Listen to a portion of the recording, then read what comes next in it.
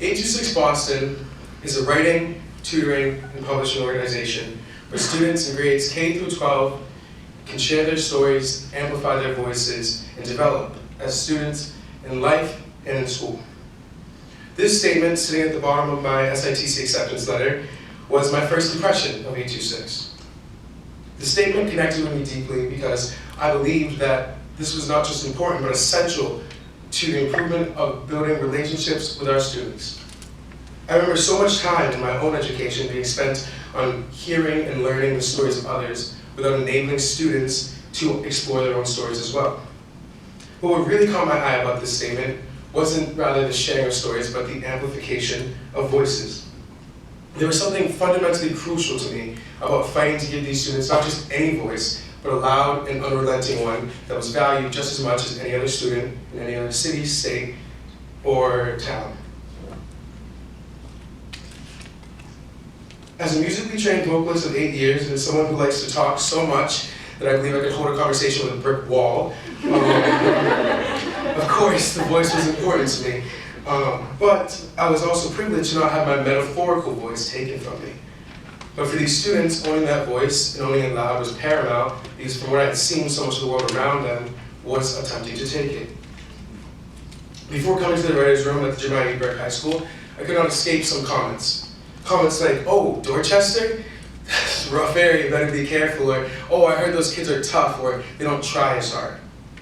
These were all examples of others robbing my students of their voice with false narratives. I realized the inaccuracy of these statements as soon as I stepped through the doors. Floors lined with Fly Jordans, the walls echoing with the laughter of students finally able to be in person again. Nothing said underperforming or dangerous to me. It just felt like any other high school. And as I got to know the students, I realized that these were some of the brightest students I'd ever met. They weren't tough kids, they didn't cause trouble. All they needed was a little confidence. And I wondered, how could you believe in yourself if so many people are telling you what you're capable of? I found myself angry, to be honest, with the knowledge that students with such promise and potential were being reduced to such deprecating stereotypes. These students have a voice, and they have a story, but they were being drowned out by people they had never met. I felt inspired by my students to write my first piece of poetry in over 5 years, and I would like to share it with you all. This is dedicated to the students of the 826 Writers Room at the Dominic High School, the stories they shared, and the lessons that they taught me.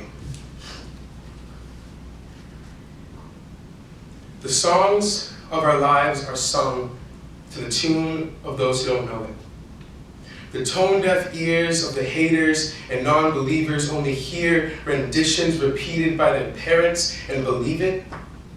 And rather than seek out the truth and beauty of an original track, these samples stay intact, pieces grabbed and dropped to appease the ears of those on top, and the song ain't the same, but that's the game they want us to play. This make-it-take-it way of moving through tax brackets and social status don't allow somebody to even touch a ball, never mind get in the game.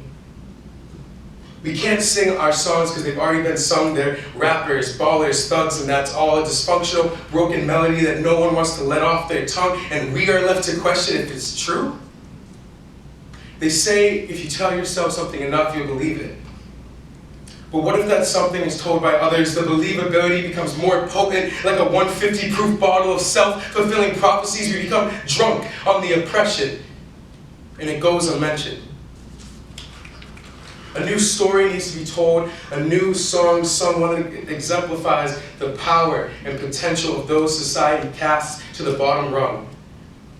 A song of nationalism, not to this country, that sings of land of the free. That's bullshit. We won't sit and wait for this song to top the charts, but rather we'll sing it and it'll come from our hearts.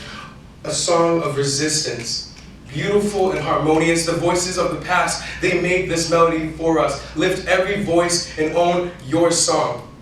Because if we sing in unison, loud and proud, this road to acceptance, freedom, and equality won't seem so long. Thank you.